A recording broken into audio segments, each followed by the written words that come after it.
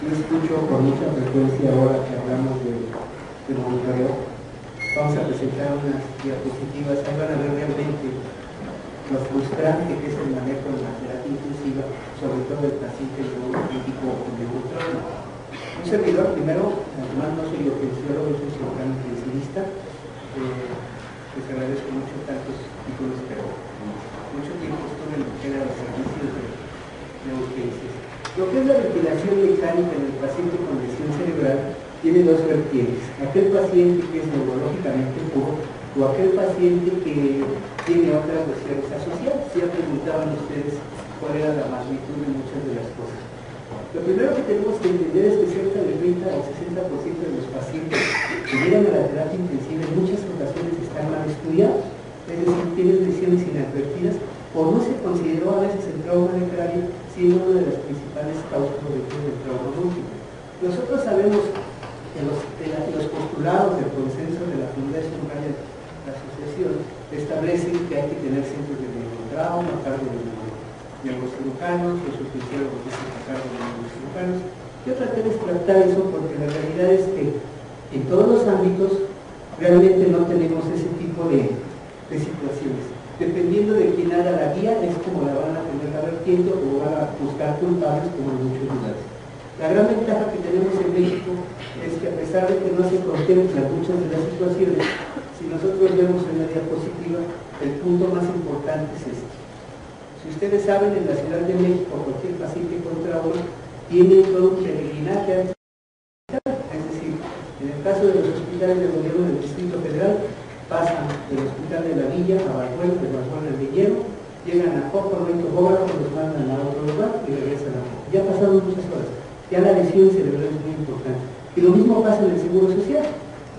Llegan a la clínica número tal, pasan a la siguiente, llegan a trauma y todavía se detienen un poquito ahí los pacientes. ¿Qué es lo que tenemos que hacer? Tratar de mejorar nuestros sistemas de atención en muchos de los pacientes, dado que no vemos. Si nosotros observamos esta gráfica, independiente del video que a mí me gusta mucho, vamos a ver que lo más importante en cuanto a las complicaciones o la mortalidad tiene que ver con la llegada al centro del accidente, la tardanza en llegar al hospital, la atención intrahospitalaria y a veces los errores diagnósticos que han identificado. Esto que dice falta de TIC es un punto muy importante porque en México no estamos, al menos en lo que es el Hospital General de Joco o el Hospital de Magdalena de las Salinas, nosotros no estamos haciendo monitoreo de TIC. Si nosotros vemos al paciente con trauma múltiple, nosotros sabemos que en México, en Estados Unidos, realmente se considera como una parte importante. Si nosotros observamos, cerca del 70% de los pacientes que tienen trauma múltiple tienen lesión cerebral y aquí otro caso similar tiene trauma torácico, lo que hace que las estrategias de ventilación se vayan a modificar en este tipo de pacientes. Nosotros podemos establecer que en México nosotros tenemos un buen lugar, estamos en el quinto, pero lo más importante de esta gráfica tiene que ver con esto, que generalmente la mayor parte de los accidentes se relacionan con vehículo automotor y generalmente en pacientes en edad productiva. Actualmente en México ocurre una defunción por accidente cada 15 minutos, una cada hora por agresión, es decir, por homicidio, y todos ellos tienen que el 20% fallecen dentro de las primeras 24 horas, incluso antes de llegar al hospital. ¿Qué tendríamos nosotros que ver? Que uno de los principales problemas es que hemos tenido una relación en relación a hombres-mujeres, más hombres, más mujeres, y la realidad es que las situaciones o estrategias que tiene cada uno van a ser diferentes en relación a lo que tenemos que hacer.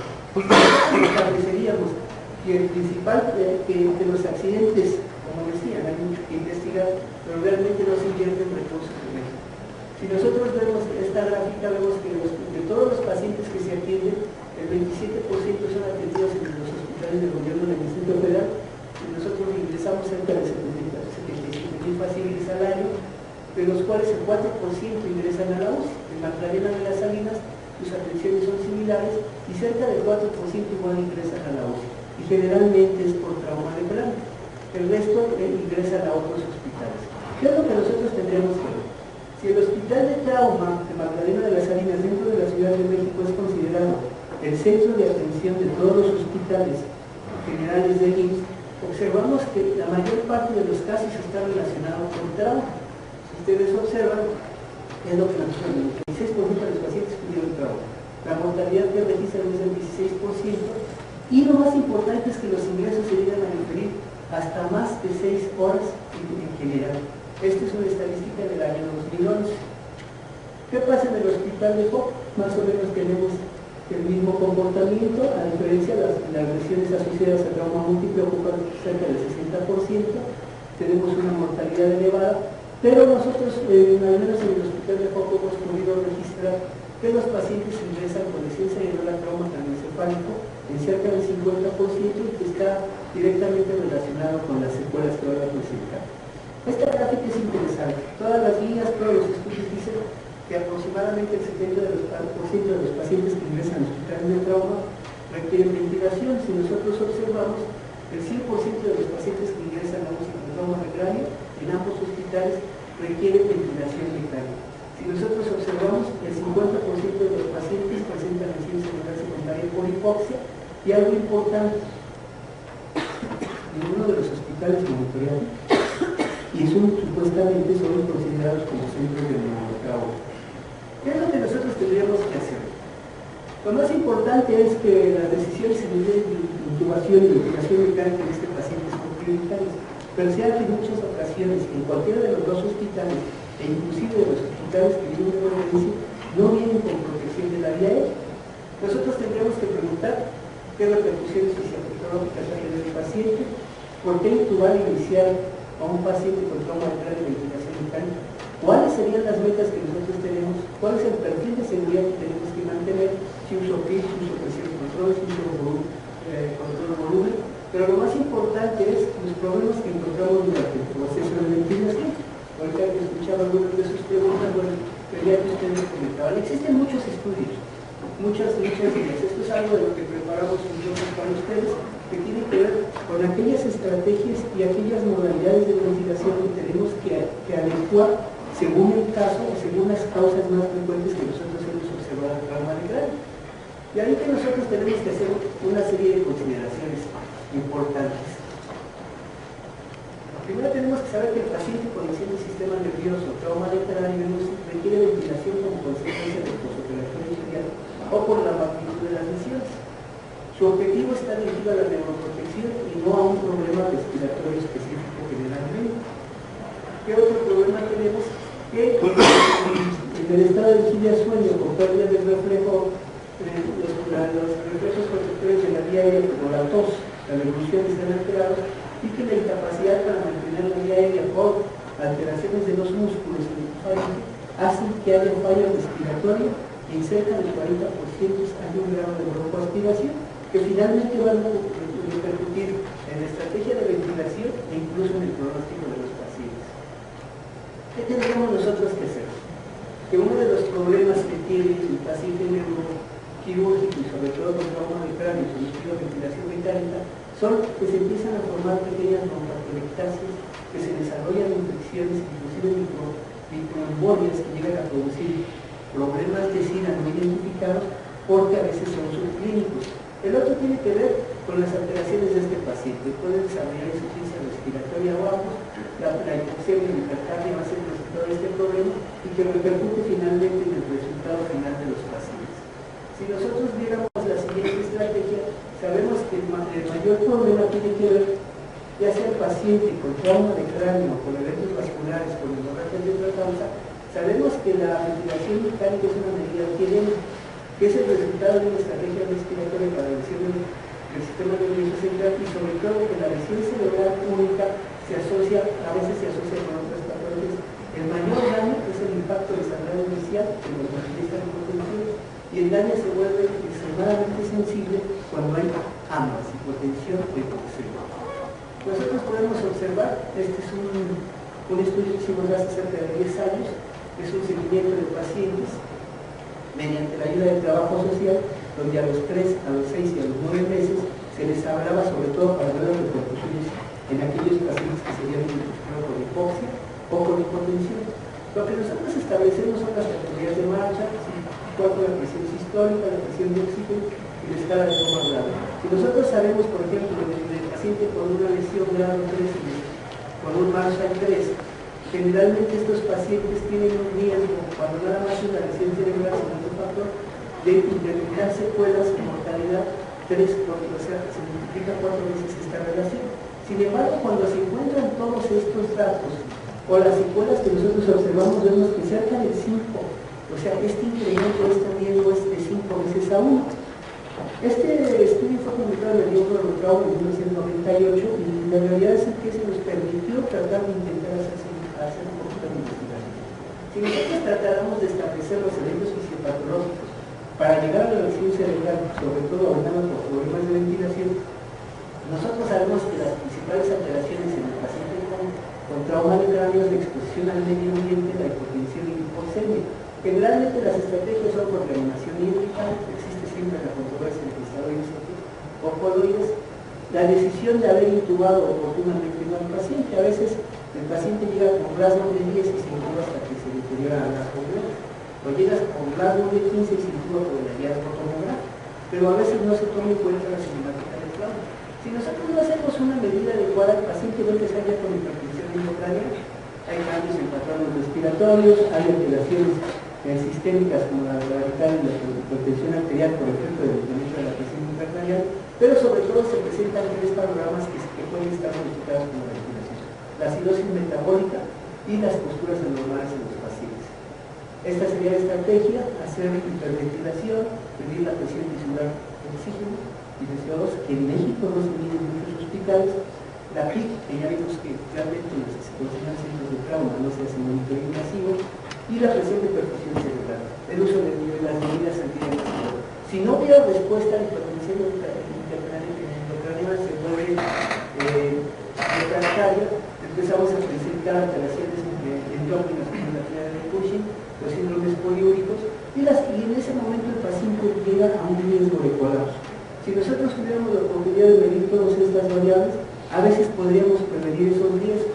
La muerte cerebral y la destrucción orgánica son resultado de estrategias inadecuadas en el manejo sistémico, en el manejo cardiovascular, pero sobre todo en el manejo de la ventilación mecánica, que es el punto caudal de trauma. Esto es lo que nosotros tendríamos que observar. El trauma de cráneo grave, pues, sería la estrategia inicial de la ventilación mecánica, que es la intubación. Vamos a ver la cosa. Si nosotros observamos esta gráfica, sabemos que en el deterioro neurológico hay pérdida de los reflejos protectores y capacidad para mantener la vida. La decisión sería establecer una lesión cerebral, evitar la lesión cerebral secundaria y sobre todo mantener al paciente con choque prolongado en la identificación inmediata de lesiones asociadas que están provocando este tipo de alteraciones. Estos pacientes generalmente van a presentar un efecto que tiene que ver con que si no se hace la medida que hablábamos era establecer la protección cerebral. Cuando se presenta esta lesión, sabemos que las intervenciones tienen que ver con intubación, reanimación hídrica, sedación y sobre todo la ventilación mecánica. Adelante vamos a tocar un poquito de cuáles son los sedantes idóneos, porque en muchas ocasiones, cuando nosotros pasamos al paciente con trauma de cráneo, ya sea de la urgencia de la unidad de reanimación a quirófano o de la terapia, una segunda intervención, muchas de las recomendaciones anestésicas son el manejo de barbitúricos como parte de la inducción anestésica. Hoy vamos a ver por qué no hay que manejar barbitúricos en este tipo de pacientes. Platicábamos un poco de que la hipertensión endocraniana se puede manejar con hiperventilación o medidas repetitivas, que podemos hacer modificaciones en los esquemas de ventilación si se requiere cirugía o no, pero lo más importante sería establecer en todos nuestros hospitales, incluyendo el Hospital General, el Hospital de Coco, el Hospital de La Buena, el Hospital de Magdalena Salinas, el Hospital de la Fuente Narváez, convencer a los neurocirujanos de la importancia que es para nosotros en el manejo postoperatorio, con el manejo evolutivo, el monitoreo neurológico. Las causas que incrementan estas alteraciones del áptico, vistas por medio de algunas alteraciones, es que sabemos que el simple uso de un tubo y un ventilador que maneja presión, o el puro ventilador nos debe limitar la presión de la vía aérea. Esto incrementa la presión tubular venosa, sabemos que el volumen sanguíneo puede incrementar el volumen intervenal. Este mismo efecto de la ventilación puede provocar incremento de la P2 por la formación de atelectasis, sobre todo en aquellos pacientes manejados con control presión. El uso de anestésicos, vasodilatadores o anticonvulsivos provoca lesiones masivas en el compartimento celular. Nosotros sabemos que la presencia de la presión arterial, que finalmente nos puede condicionar modificaciones en los espacios intracelulares o en los compartimentos que es traducido por edema, o bien que esas modificaciones, elevaciones o altas o bajas de la presión arterial, van a provocar un efecto que es el efecto de ampliación con modificaciones en los flujos sanguíneos cerebrales y el consumo de oxígeno, tanto farmacológicas como sistémicas. Esto produce finalmente las alteraciones en el volumen sanguíneo, cerebral, que produce un incremento de volumen intracraniano que finalmente se manifiesta por lo que sería el incremento de la presión intracraniana. Cuando nosotros hablamos de las modificaciones de presión, hipotensión o lo que es la lesión cerebral secundaria, nosotros sabemos que las guías de manejo para trauma de Clarence dicen que hay que mantener una hipotensión o que hay que tener una paciente que baja de 90 milímetros de mercurio.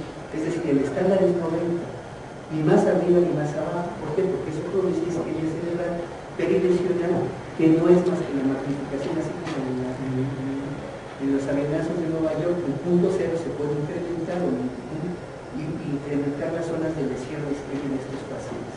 La PAN debe mantenerse por arriba de 90 milímetros de mercurio, pero no más de 100 o 110, y las repercusiones de estas lesiones, nosotros sabemos que en el primer paso, si nosotros veamos, hay una hipoperfusión por deficiencias o alteraciones en la presión arterial media.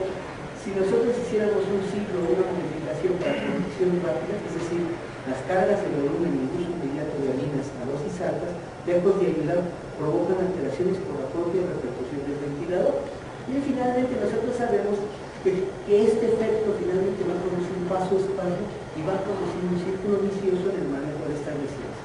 En relación a los episodios de hipoxia por ventilación mecánica, por ahí creo que algunos problemas gatos, el doctor Carbón, aquel año de los que escribía, publicó en este libro, participó, creo que desde que no estoy en hospitales no sé si es mucha película, y lo que nosotros observamos son lo que pasa en los diferentes eventos de hipoxia.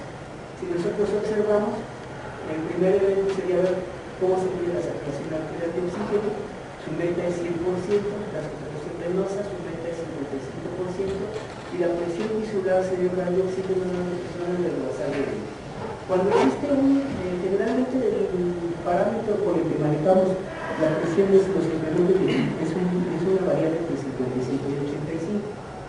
Cuando nosotros tenemos un aporte de la simetría similar a esto, estamos hablando de tres eventos o de varios eventos de hipoxia global, pero a nivel cerebral medido por la presión tisular de oxígeno y indirectamente por la saturación arterial o la saturación venosa. Nosotros sabemos que los efectos de hipoxia o cambios de presión nos provocan una alteración importante. Si ustedes observan la curva de saturación arterial de oxígeno, tiene una baja súbita a cerca de 60 milímetros de mercurio. A veces muchos de nuestros residentes dicen, no, nuestro oxígeno no es muy bien. ¿Cuánto tengo de gasolina? 60 milímetros de mercurio. Pero se nos olvida que el cerebro es muy grave y sobre todo cuando tenemos suplementos de oxígeno altos. El otro tiene que ver que la saturación de masa disminuía de 86 a cerca de 55. Sabemos que el mayor problema está relacionado con cierto tipo de alteraciones. En ese momento la presión tisular cae más del 20% y observamos que para que recupere el cerebro nuevamente esas funciones o esa estabilidad en la presión tisular de oxígeno se van a tardar aproximadamente entre 2 o 3 horas, que es un cerebro que esté extremadamente fallado. Estas serían las metas cuando nosotros contamos con un monitoreo de PIC. Lo que nosotros sabemos es que tenemos que medir la diferencia arterial de oxígeno, el flujo sanguíneo cerebral, la circulación yugular, el índice de oxigenación lactato tomado por muestras de la yugular y lo más importante, establecer la relación entre la diferencia arterial-venosa y la diferencia arterial-yugular.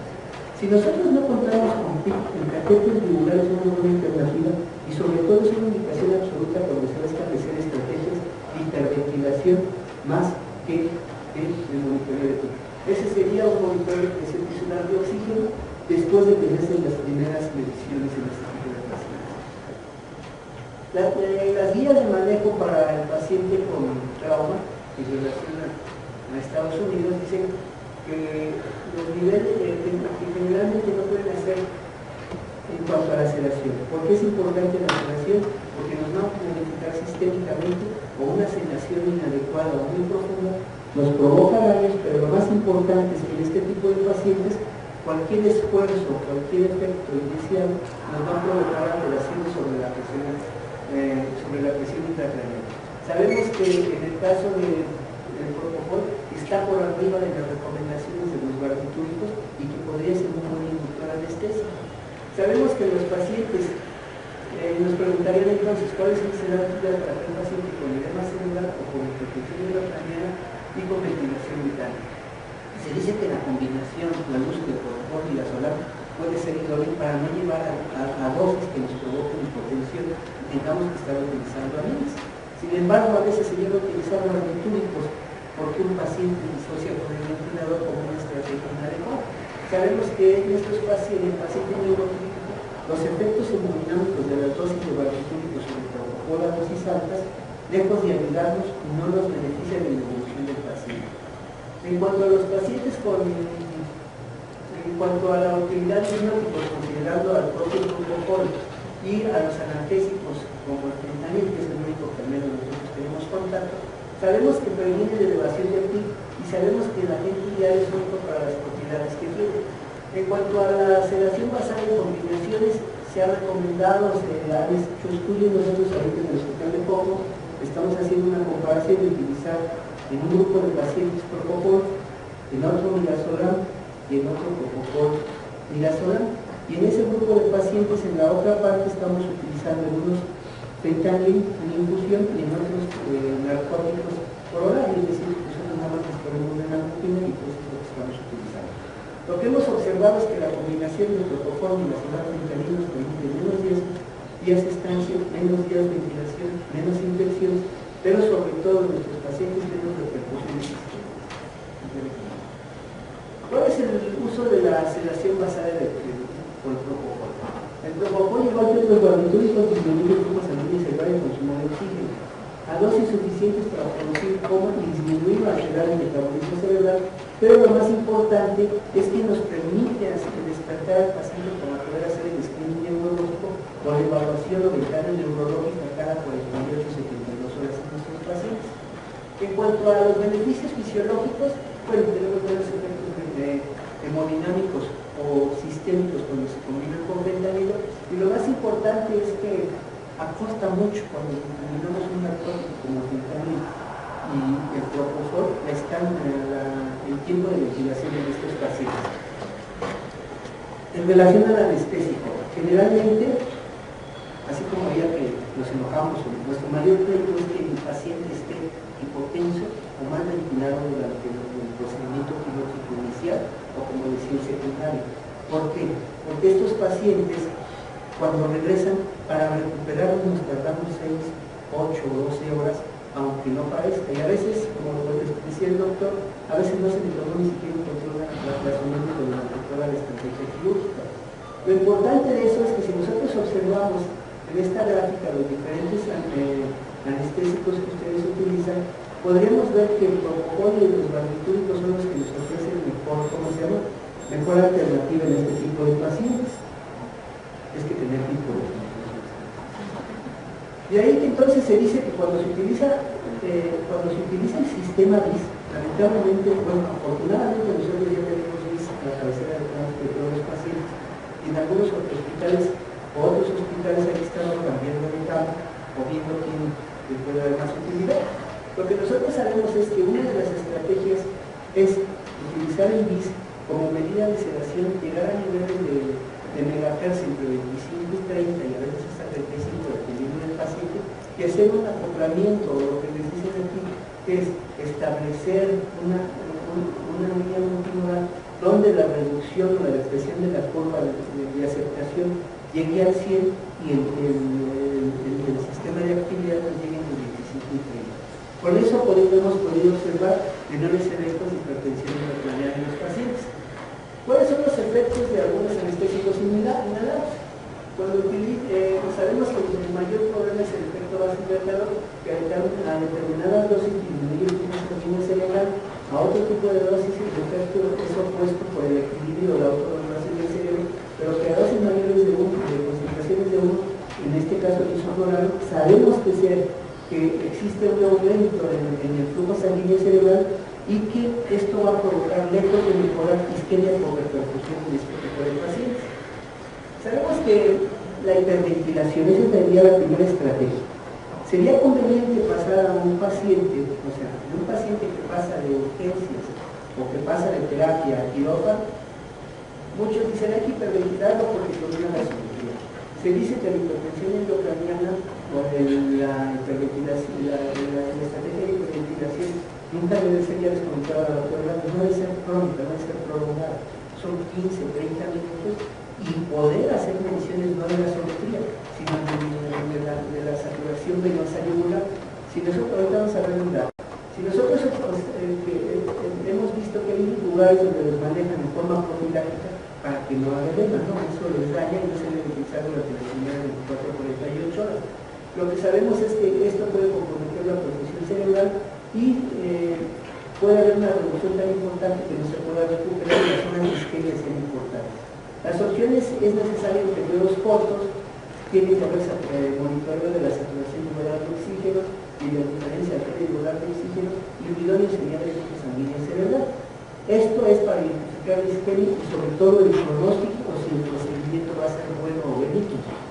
¿Qué pasa en quirófano? Que muchas veces les comentaba, los ventiladores que trasladan los hospitales no son adecuados cuando hay, y cuando no los llevan con el ambúa quirófano. La estrategia inicial del quirófano sería la hiperventilación antes de iniciar el procedimiento y la administración de lidocaína a dosis de 1 a 2 miligramos por kilogramo de peso como medida para mantener la confianza cerebral y evitar mayor isquemia cuando se hace la disfunción quirúrgica.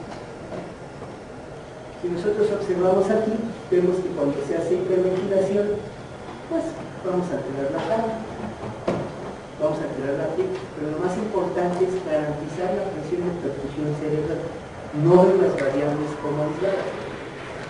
¿Cuál es la efectividad de la hipocarmia o del hipercarmia? Nosotros sabemos que el flujo sanguíneo cerebral con hipocarmia sostenida, lejos de mejorar entre 6 y 17 horas, los niveles de flujo van a tardar mucho en volver, a la normalidad, a pesar de haber corregido y llevado la PCO2 por arriba, al menos aquí en la Ciudad de México, entre 30 y 35 milímetros de mercurio.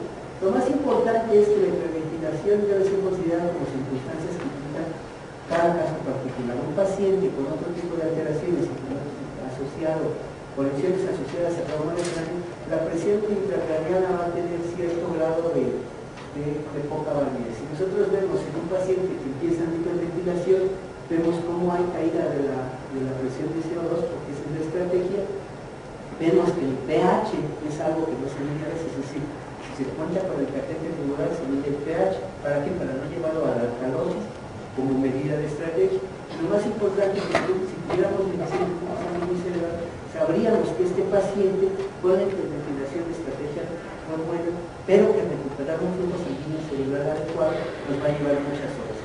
Cuando hacemos hiperventilación se dice que el PaO2 debe de mantenerse por encima de 5 milímetros de mercurio para evitar un aumento del flujo sanguíneo cerebral. Los datos preliminares de este estudio que hizo el doctor Carmona hablan de que se sugiere que la hiperoxia no dio lugar a cambios significativos en el flujo, ni en el consumo de oxígeno. Pero los pacientes con lesión cerebral aguda tuvieron una recuperación más pronta de sus estándares neurológicos. Los puntos claves que nosotros tendríamos que hacer es si la ventilación mecánica es adecuada. ¿Cuándo utilizar presión control? Cuando el paciente tiene lesiones asociadas sobre todo a nivel pulmonar, como SIDA, como una neumonía o como trauma de tórax, un tórax inestable, porque además de utilizar el modo presión control, debo utilizar PIP.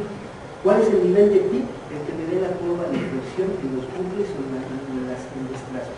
Si nosotros vemos los monitores, la verdad es que ya muy pocos hospitales tienen esos ventiladores cómodos, ¿no? Ya ahora generalmente todos tienen para ver las curvas o los bucles. Pocas veces le hacemos caso a la curva de presión volumen o a la curva de presión flujo. Nosotros tendríamos que ver el bucle de presión flujo para obtener flujos por arriba de 20, 25 y mantener el punto de inflexión entre una diagonal de 30 grados. Pocas veces hacemos medición de ese tipo de cosas. Con eso se evita la para evitar el incremento de la isquemia cerebral. Cuando nosotros utilizamos o tratamos de implementar una modalidad de ventilador, yo les digo decirles, aquí está la jefa, allá en Magdalena de las Salinas, el manejo de la ventilación, el manejo de la sedación es por inspiración divina. Hay compañeros que manejan la ventilación por su inspiración, y en Coco estamos igual, y en Barcelona algunos están igual. Todos los hospitales no nos han hecho caso a mucho el manejo de las guías en el manejo por su operación del paciente. Es más, yo les digo, la receta favorita en Coco es midazolam, o era, porque ya con este protocolo hemos podido cambiar un poco esa medida, era utilizar midazolam, nanofil.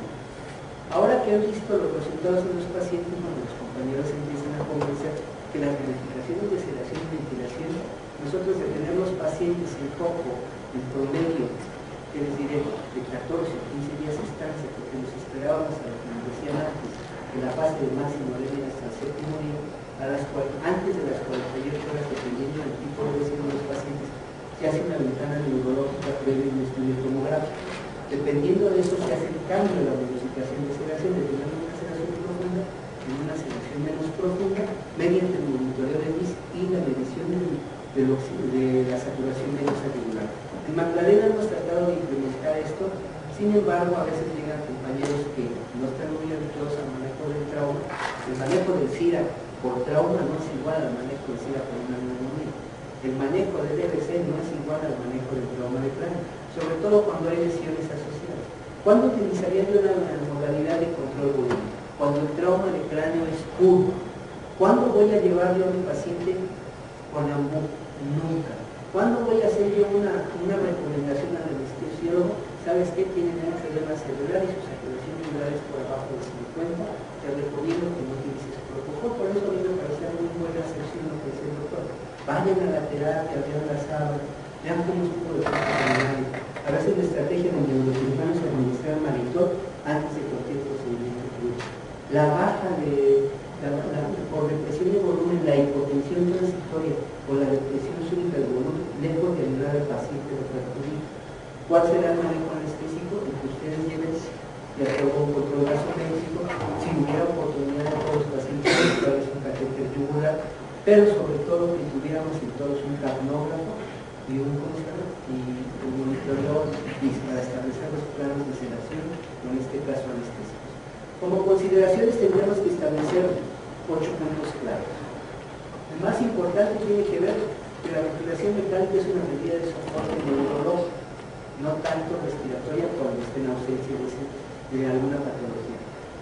Generalmente implementar ventilación mecánica controlada como meta, mantener una PaO2 mayor de 100, una PaO2 entre 20 y 35, en la Ciudad de México sería la estrategia, tanto en la terapia, tanto en urgencias, tanto en quirófano. Establecer el uso de PIC debe valorarse a los pacientes cuando cuenten, dependiendo de la gravedad, pero lo más importante si no hay patologías subyacentes o repercusiones sobre la presión y repercusión cerebral con la PIC. El otro tiene que ver que la hiperventilación, lejos de mejorar si no se utiliza adecuadamente, constituye una estrategia vital de estos tipos de pacientes solo cuando hay hipertensión endocraniana. Los barbitúricos se utilizan solo cuando hay hipertensión endocraniana corroborada, no de alergia. Y lo más importante es que realizar estas estrategias en tiempos cortos va a mejorar al paciente, son 15, 20 minutos y hasta ahí, hasta las siguientes 6 horas. No vamos a tratar de llevar a una hipocamia al paciente porque ya vemos que lejos de mejorar empeora el flujo sanguíneo cerebral y la perfusión tisular del cerebro. Los siguientes puntos serían que cuando nosotros vamos a hacer esa estrategia de hiperventilación, cuando vamos a establecer los criterios de retiro, tendríamos que establecer cuál es el nivel de conciencia. A veces se extuban a pacientes con rasgos de muero y después hay que estarlos reintubando. Ese es un factor adverso para el paciente. El estado clínico neurológico es lo más importante. La presión soporte constituye la modalidad de asistencia y retiro de la ventilación. Hay un punto importante que no se me dio comentar en la gráfica que programamos en la clase de otro que finalmente es casi similar, es que la traqueostomía temprana, primero, disminuye los eventos de intubación, disminuye los riesgos de atelectasis, disminuye las infecciones y sobre todo en el paciente con trauma de cráneo nos garantiza el manejo de la vía aérea. En ambos hospitales y en algunos otros que tienen oportunidad de ir como en Valbuena o Villa, aunque Villa no maneja casi paciente neurológico, el paciente con trauma de cráneo después del quinto o séptimo día, independientemente de su evolución clínica o respiratoria, cuando sabemos que todavía va a requerir ventilación, se decide hacer una cosa que llamamos traqueotomía temprana.